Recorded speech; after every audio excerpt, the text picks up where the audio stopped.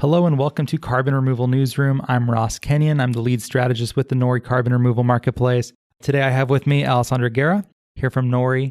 She's going to be conducting this interview for me, so I'm just going to lay back and basically do nothing. So thanks for making my job easy today, Alessandra. Oh, you're most welcome, Ross. Thank you. We saw that there was a very big announcement from Microsoft. I'm sure if you're a listener to the show, you knew it was only a matter of time before an episode came out about it. So I'll turn it over to Alessandra to take you from here. Thanks, Ross. I'm here with Elizabeth Willmott, the Carbon Program Manager at Microsoft. Hi, Liz. Hey, thanks for having me.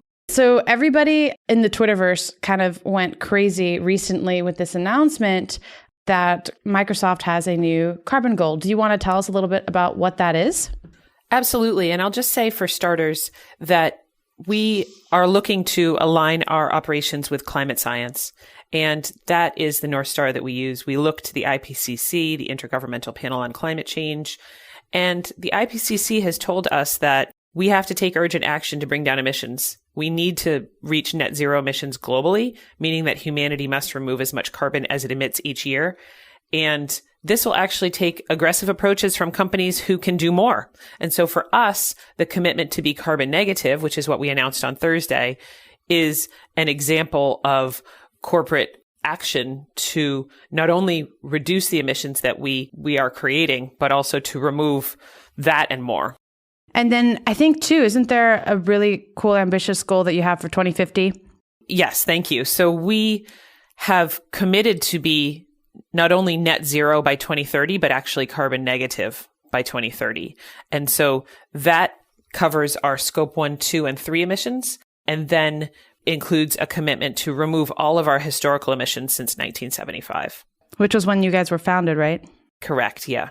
I think that's such a cool way of, we were seeing a lot of announcements like, okay, we're going to remove 50 times our emissions, and everybody's being more creative. But I think that is really interesting because we talk about that at Nori, though, Ross, right? Like when we first founded Nori, we were talking about, people can use carbon removal to get to net zero carbon, but then they can pay down their carbon debt. And Microsoft is the first company to publicly state that they will pay down all of their carbon debt. Which is how much exactly, Liz?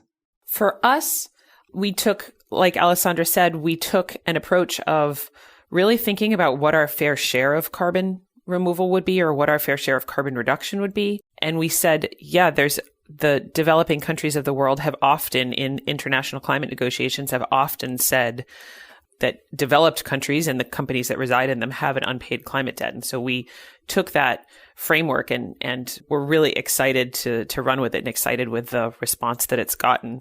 We've estimated that to be roughly 24 million for our scope 1 and 2 emissions.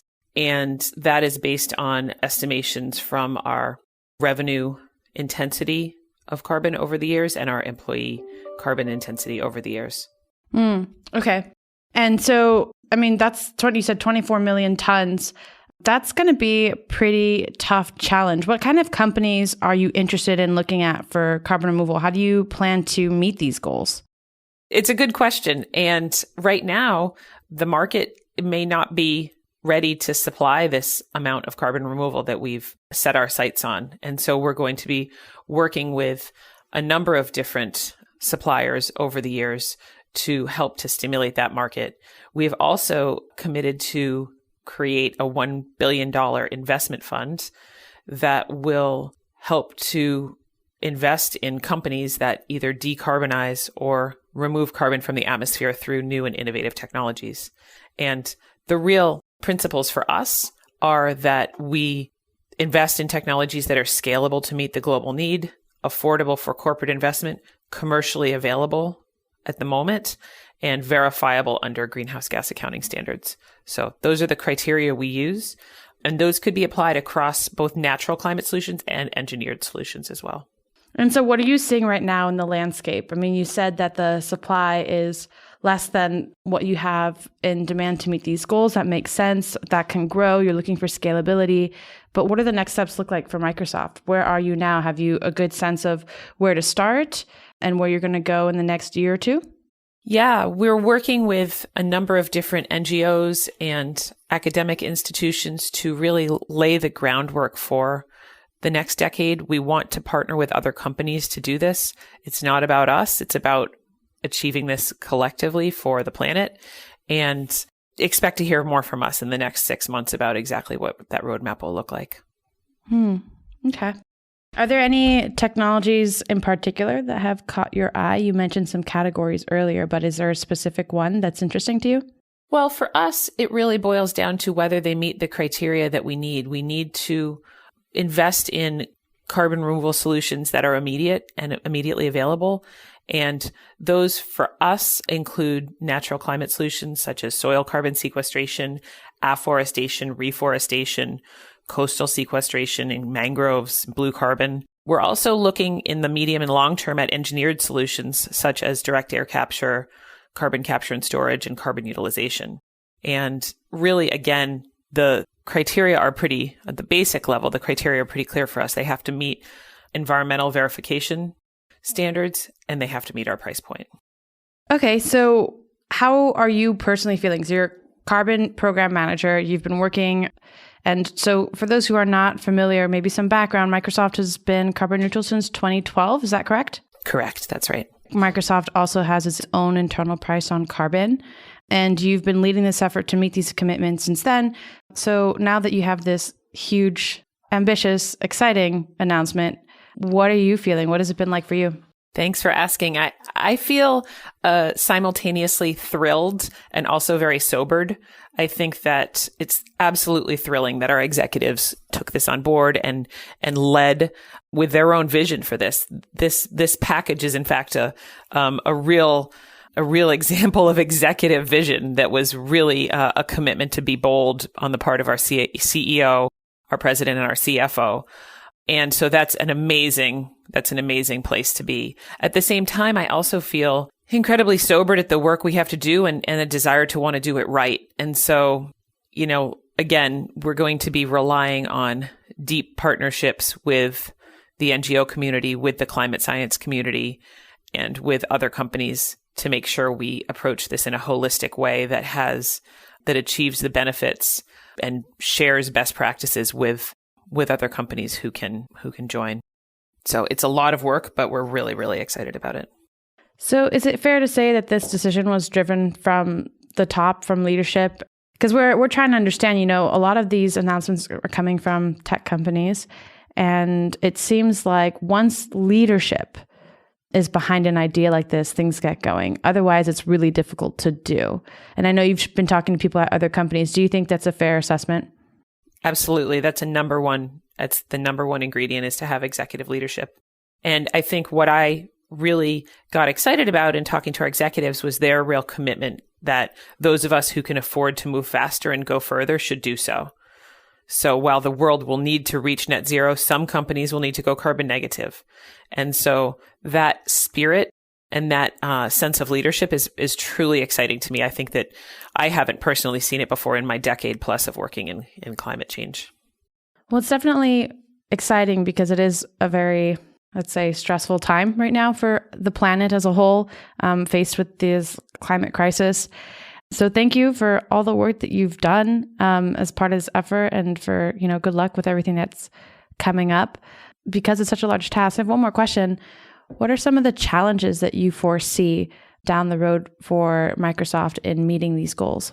Frankly, I think it's the same challenge that we all face, is can we move fast enough? Because the current science tells us that we need to reduce and remove a certain amount by 2030, and then by 2040 and by 2050. But as we've seen with the wildfires in Australia and the devastation there, both to biodiversity and to human life, change is not linear.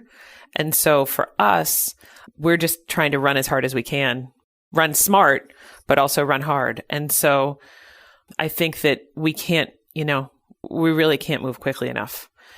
And we're trying, we are. And I think that the exciting thing to me is that we get to show up every day and do our part and contribute to solutions. And that to me is incredibly inspiring. I think when the largest companies in the world, and then large, medium, and small size companies all get together, that is, once we start to really spread across the global economy, that's when I think real change can happen in a really positive way to help avoid the most catastrophic impacts of climate change. Absolutely. So you mentioned, all types of scales of businesses, but it's interesting because we've just seen a lot of tech companies in the last 6 months or so making announcements like this. There was Stripe, Shopify, Amazon, Microsoft now.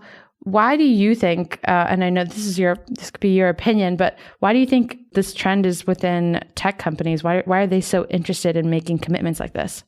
Well, I think there's a few reasons. I think, as I said before, those of us who can afford to move faster and go further should do so. We have the resources to do so. But I think the real spirit of it comes down to two things. One is that tech companies are founded on data and science. And so when we look at data and science, we see the reality that the world is facing today. And so in order for us to have a society to operate in the next several decades, we need to be able to take care of the planet, and we need to be able to take care of this problem. And so that is a huge, just ethical and philosophical statement that I think is very congruent with the DNA of our organizations, any tech company. The other aspect of it, I think, is that our employees really care deeply.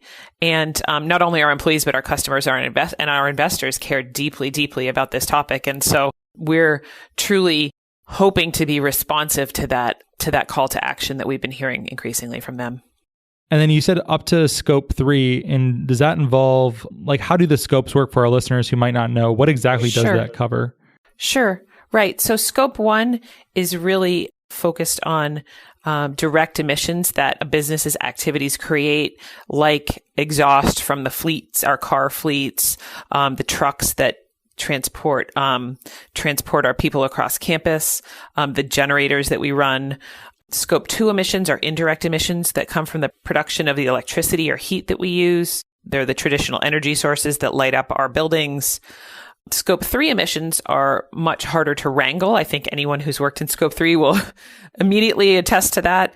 Those are the indirect emissions that come from all the other activities in which we're engaged, including producing the goods and services that we buy, manufacturing our products, our business air travel, our employee commute trips, the use of our products. So when an Xbox or a Surface plugs into a wall at a customer's home or business, that electricity is part of our scope 3, part of Microsoft's scope 3. So it's essentially the full life cycle of its products, upstream and downstream.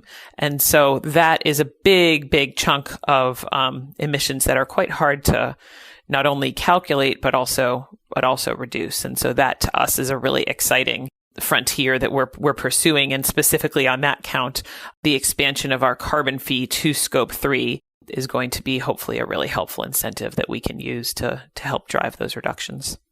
Ross, thank you for clarifying that. I think sometimes we get so stuck in our own little worlds of scope, and I totally forgot that was an important definition. Thanks for walking us through that, Liz. You bet. I'm happy to know that if I'm at home playing Rocket League on my Xbox, I'm taken care of. So thank you, Liz. And that's the funny thing with this scope 1 and 2 is that we don't want to, by us taking care of a customer's electricity emissions, we don't want to create a negative incentive for them to take action or for you to take action. But we are aware that our investments can help hopefully ease the way. Cool. Well, thank you for hosting, Alessandra. Yeah, thanks for having me. If you like the show, please rate and review us on iTunes, Apple Podcast, or on Stitcher. And thank you so much for listening.